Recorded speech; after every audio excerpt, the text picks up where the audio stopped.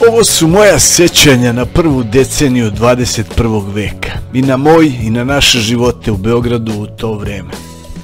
Ovo su moja subjektivna sećanja, mnogo više nego istorijska fakta, tako da ne zamerite ako su vaša sećanja i utisci drugačiji nego moji.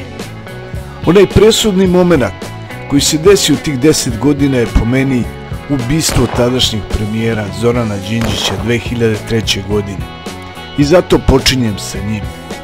Sećam se da je naš veliki glumac Ljuba Tadić negdje izjavio: imponovao mi je nekako taj Đinđić. Nekako mi je taj Đinđić imponovao.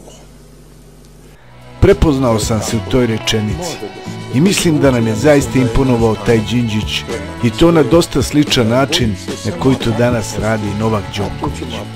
Bio je bolji od većine nas, bio je pametan, bio je moderan, bio je delatan, lep, hrabar. Vraćao je dostojanstvo naciji, koja je tokom cijelih 90-ih patila i izazivala patnje, doživljavala poraz za porazom i koja je potrošila reč patriotizam skoro u celosti. Mudro je govorio kada je pozivao na generalni štrajk kojim bismo rušili režim Slobodana Miloševića. Rekao je da Srbija mora stati da bi krenula. Želeo je da nas promeni na bolje. Govorio bi: ako krećeš u preticanje, dodaj gas. I razumeo je da narod ne voli hirurga koji kaže moraš na operaciju, nego više voli doktora koji kaže operacija ti nije potrebna, izlečit ćeš se tako što ćeš piti čajeve. Hteo je da nas sve popravi, da svi mi budemo bolji, i to je platio životom. Nismo bili u stanju da se menjamo. I verovatno je u pravu kogod da je rekao kako prosječni Srbi nije Nikola Tesla, nego Era Ojdanić. Da li bi Đinđić uspeo da preokrene neke točkiće istorije koji su se lagano okretali, to nećemo nikad saznati. Verovatno ne bi, ali sigurno bi nam bilo lakše da ga čujemo i vidimo, za razliku od recimo drugog junaka iz tog doba, Čede Jovanovića, koga je nažalost sve teže i slušati i gledati. Moje upozorenje je: imamo ogromnu istorijsku šansu da uradimo nešto veliko i u ovoj zemlji i u ovom regionu, ali moramo mnogo da se trudimo da izbegnemo rizike i iskušenja.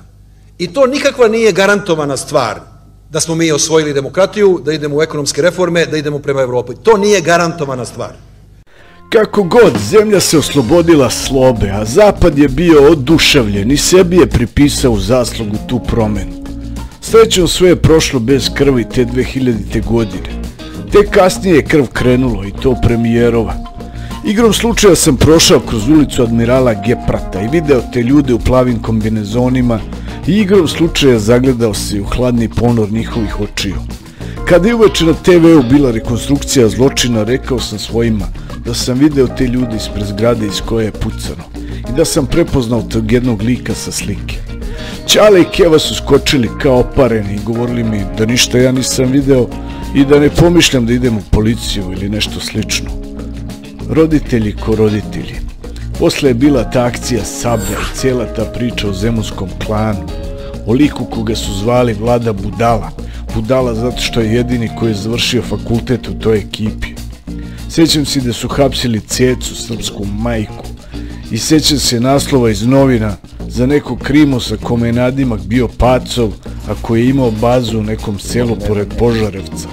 Naslov je bio Malo selo, Veliki Pacov. Zemunski klan je bio pobijen, pohapšen ili u bekstvu. Svi su malo odahnuli, jedino nije bilo najjasnije zašto to nije urađeno ranije. Drugi junak tog vremena, Koštunica Voja, ostaće upamćen u onoj čuvenoj izjavi kako nije bio obavešten. Ono čega se takođe sećam je 11. septembar 2001. godine i avioni koji udaraju svetski trgovinski centar u Njujorku. I ne mogu reći da smo osjećali preveliku empatiju prema američkom narodu, pošto je sećanje na NATO bombardovanje bilo i dalje sasvim sveže. Sa jedne strane, to je bilo dobro za nas. Srbi više nisu bili dežurni krivci za sve. Amerikanci su sad imali novog ultimativnog zločinca, Osamu Bin Ladena, da ga ganjaju po Afganistanu i Pakistanu, a mi smo mogli malo da odahnemo. Sjećam se da se razgovaralo o oprostu starih dugova, počela su strana ulaganja. Sjećam se da su počele da se pojavljuju strane banke. Krajem 2000-ih i ja sam se zaposlio u jednoj od njih. Sjećam se da je 2005. godine uveden PDV.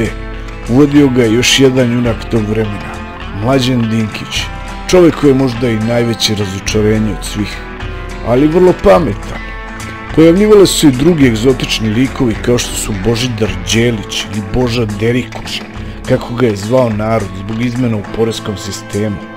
Sjećam se i Vladana Batića, ministra pravde, koji je ličio na Gargamela, i brkatog Dušana Mihajlovića, ministra policije, koji je prevrtao nebo i zemlju u potrazi za kriminalcima. Sve u svemu pepeo i dim. Ono što je ostalo u sećanju i uspeh košarkaša u Indianapolisu 2002. godine i ta zlatna medalja na svjetskom prvenstvu, na američkom tlu. Tada smo još uvijek bili SR Jugoslavija, to jest Srbija i Crna Gora zajedno. Bilo je tu svega i svačega, lude košarke, ali sjećam se kako je tada hrvatski selektor zakukao na svoje igrače na nekoj konferenciji za štampu i rekao: "I divca bole koljena, pa ipak igra." To je bio posljednji reprezentativni ples velikog majstora Vlade Divca, koji je time zacementirao mesto za sva vremena, barem u mom srcu. Ono čega se također sjećam u vezi sporta iz te decenije je prvi trijumf Novaka Đokovića na Australian Openu 2008. godine. Trijumf koji će tek najaviti veličanstvenu karijeru u godinama koje su došle posle toga. Sjećam se i fudbala Mundijal 2006. u Nemačkoj, sva 3 poraza u grupi uz onih brutalnih 6-1 od strane Argentine, pa 2010. u Južnoj Africi, opet ono naše, pobjeda nad Nemačkom i porazi od Gane i Australije i ajde kuće. Sjećam se da su i vaterpolisti tada pobeđivali, ali gde i šta ne znam tačno. Mora da je bilo još nešto bitno, ali ne sjećam se više. Od normalnog života sjećam se da su došli Rolling Stones na Ušće i slavni koncert Red Hot Chili Peppers u Inđiji i onaj pljusak posle koncerta koji je 100.000 ljudi okupao do gole kože. Sjećam se osjećaja, Red Hot Chili Peppers bih išao da gledam opet, Rolling Stones ne bih. Gradili su se shopping molovi, prvi pravi shopping mall je bio Delta City, izgrađen je 2007. godine. A 2008. godine cena kvadrata u novobeogradskim blokovima blizu njega je bila 2000 eura, da bi 2016. godine bila 1100 eura, a 2023. opet brat bratovu oko 2500 eura. Počeli su da se pojavljaju i neki stranci, mogao si da vidiš turističku turu na Kalemegdanu, a za Novu godinu hotele bi okupirali Slovenci. Bilo je to vreme kada si još uvijek mogao da vidiš u pozorištu glumačke legende poput Danila Bate Stojkovića, Bore Todorovića, Dragana Nikolića, Milene Dravić, Nebojše Glogovca. I dalje si mogao da odeš na novogodišnji koncert Đorđa Balaševića, a početkom tih 2000-ih Exit i Guča su se etablirali kao ozbiljni festivali izvan naših granica, a 2003. godine je osnovan i Beogradski festival piva. Prva lokacija je bio Kalemegdan, a onda je premešten na Ušće zbog prevelikog broja pivopija. Noćni život je postao opušteniji. Nisi više regularno mogao da vidiš ljude u trenerkama i najkama u provodu. Ta prva decenija 2000-ih je bila pomalo čudno vreme. Nije više bilo toliko istorijskih lomova. Događali su se ratovi. Amerikanci su napali Afganistan i Irak, ali sve je to sad bilo daleko od nas. Mi smo kao osvojili demokratiju i mislili smo da više nikad neće biti moguće da neko lažira izbore i glumi diktatora. Ljudi su se bavili ekonomijom, gledali svoja posla. Moglo je lakše da se putuje. Sjever Grčke je postao naše more, a čak su nam i vize ukinute u jednom trenutku. Ja sam diplomirao na fakultetu, radio sam, bilo je nekih prilika, nekuda se napredovalo. Pred kraj 2000-ih sam se iskućio i oženio. Nije situacija u zemlji bila med i mleko, bilo je tu mnogo problema i dalje. Kosovo je proglasilo nezavisnost 2008. godine. 2003. su rušene crkve i manastiri dole. Zbog toga sam ostao mjesec dana dužan na odsluženju vojnog roka. Crna Gora se odvojila i tamo su nas jedno vreme ozbiljno hejtovali. Stalno se spominjao Haški tribunal kojim su nas ucenjivali. Slobodan Milošević je isporučen još 2001. godine, ali Karli Del Ponte to nije bilo dovoljno. Hapšenje Radovana Karadžića koji se jedino sakriju za svoje duge brade, duge kose i naočara je bilo kao iz nekog lošeg filma. Ali opet, svi ti pritisci i situacije su bili manje intenzivni nego tokom 90-ih. Ljudi su se više bavili svojim životom nego politikom. Najava onoga što će nam se desiti je bilo ono kobajagi istorijsko pomirenje između Demokratske stranke i SPS-a.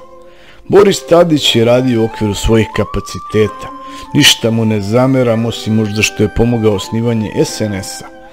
Predsjednik Clooney, kako ga je krstio Berlusconi, je bio pristojan čovjek i manje više izgledao i vladao se onako kako predsjednik i treba. Ali to nije bilo dovoljno za zemlju na brdovitom Balkanu. Javna je tajna da su žuti prvi krenuli da se igraju sa tenderima, a da su današnje vedete baš u to vreme krenule da peku taj zanat. Narod je hteo da malo kazni i opomene žute, ali ovo što je dobio nije sanjao ni u najgorem snu.